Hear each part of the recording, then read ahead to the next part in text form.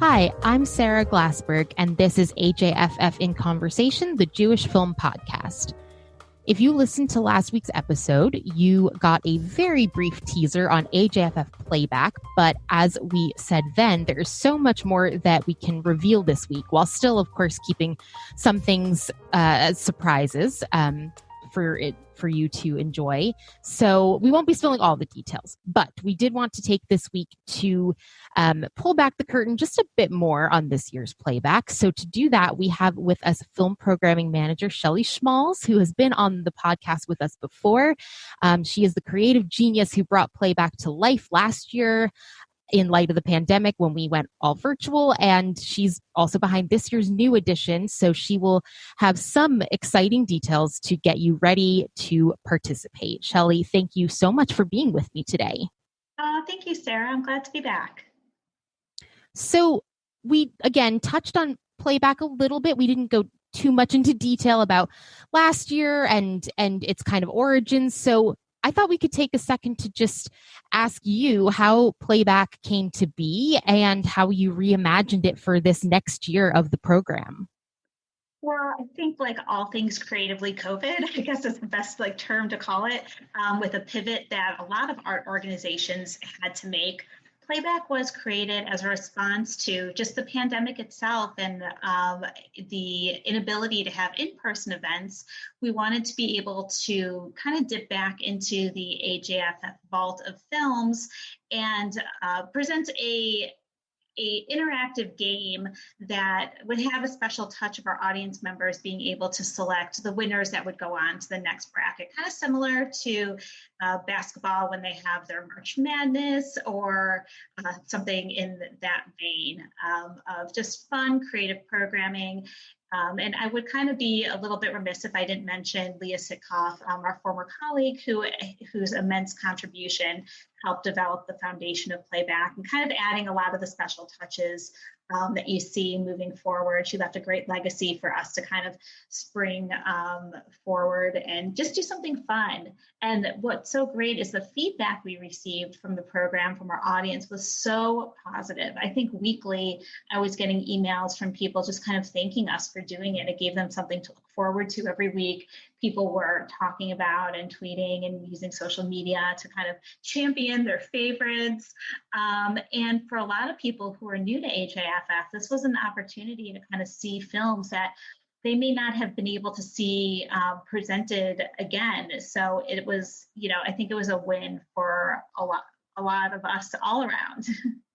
This is something that I certainly haven't seen other arts organizations or film festivals do in this way.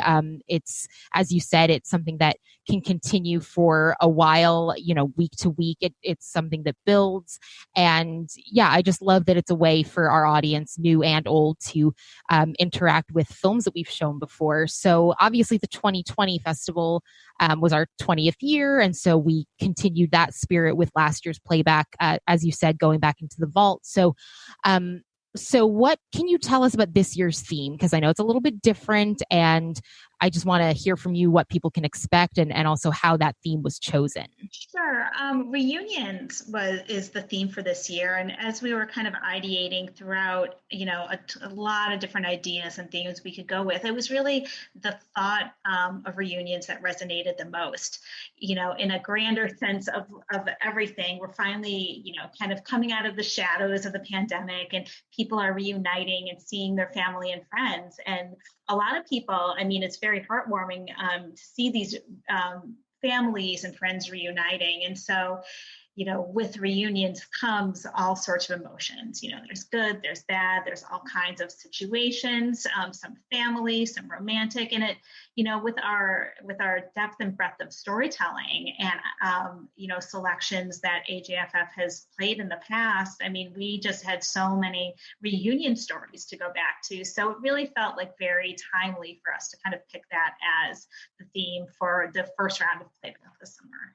I think that is so awesome. Just that, again, taking it in a direction that's different from simply doing a genre. This is something that seems so specific and so relevant and timely, as you said, and the fact that we had so many stories of reunions to draw from for the films is just really cool. I love how relevant it is. And I think people have a lot to be excited for. And maybe they'll reunite with their friends and family and, I don't know, watch the films together or something, which is kind of nice to think about. So as far as the films themselves, I don't know how much you want to reveal or how much you want to keep secret and get people kind of excited for the specific films that people can expect to see matched up. If you want to tell us just a little bit about the first films coming down the pike in the matchups and why these matchups are the way they are, just anything like that, I think could be really fun to hear from you on.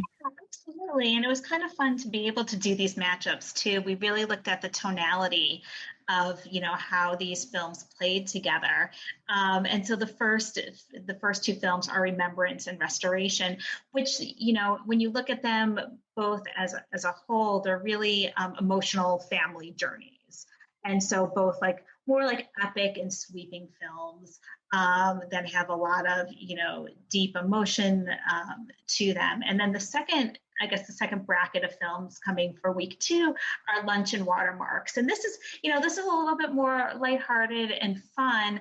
And it really gives, the opportunity and to explore how people come together because of shared interests and how these interests create community and kind of keep people together. And so, and how people stay together because of this, love of a shared interest. And so that's a different kind of reunion in itself.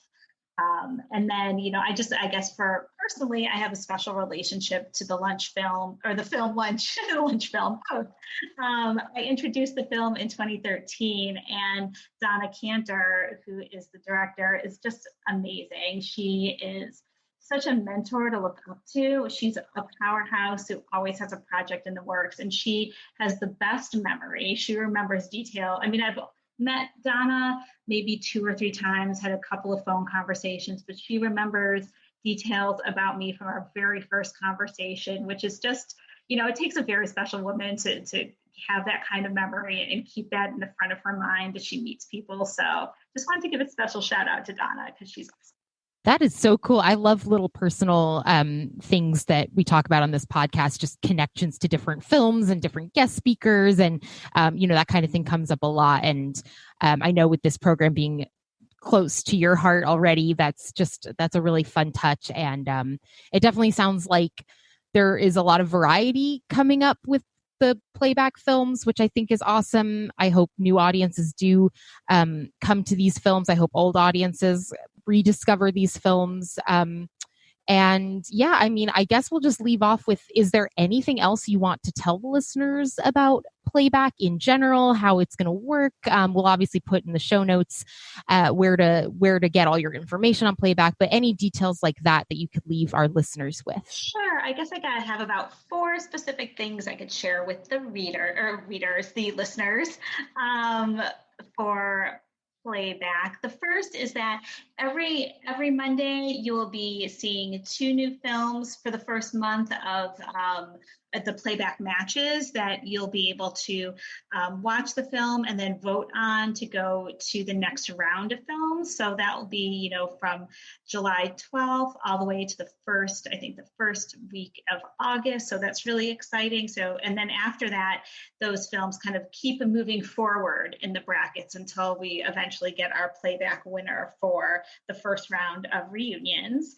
And then the second is, not everything can be free forever.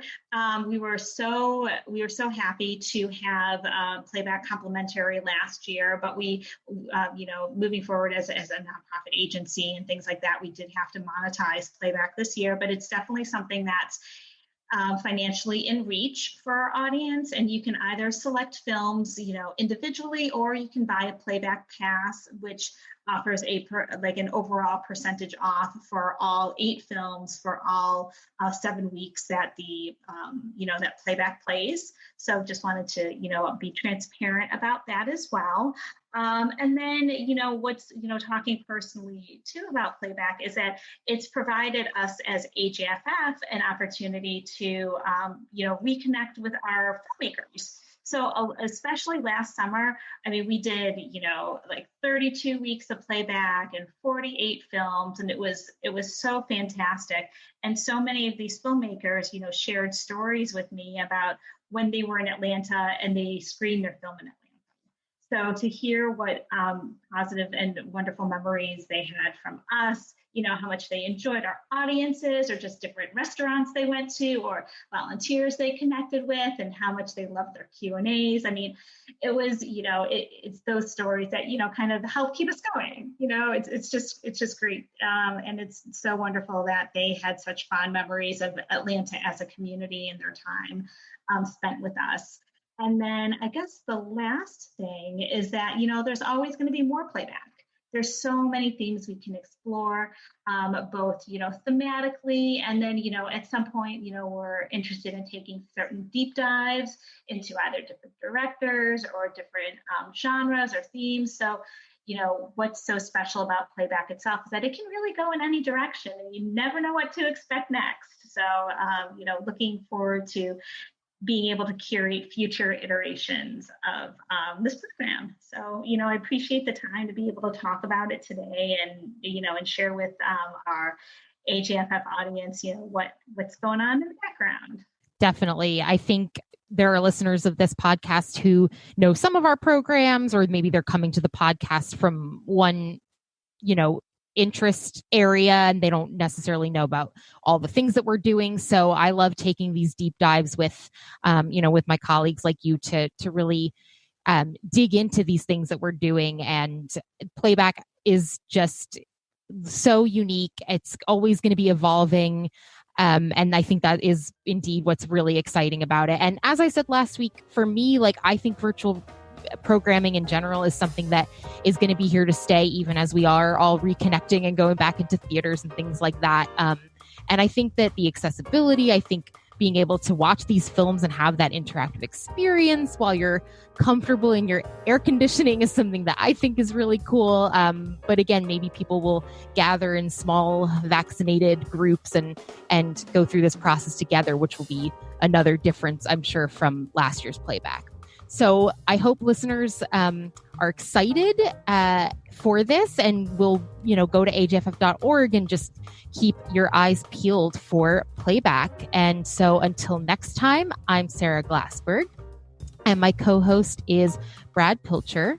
Also producing is Chris Holland, who is our technical director and editor. Shelley, thank you once again for being our special guest today. Thanks so much for having me. The music you are humming to is, as always, from the incomparable Joe Alterman. Please look him up wherever you get your music. You can always find more from us as well as show notes at ajff.org/inconversation.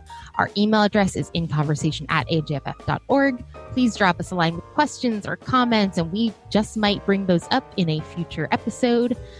Don't forget to subscribe in your podcast app of choice or check out our YouTube channel for new episodes. Give us a rating, a review. Every little bit helps.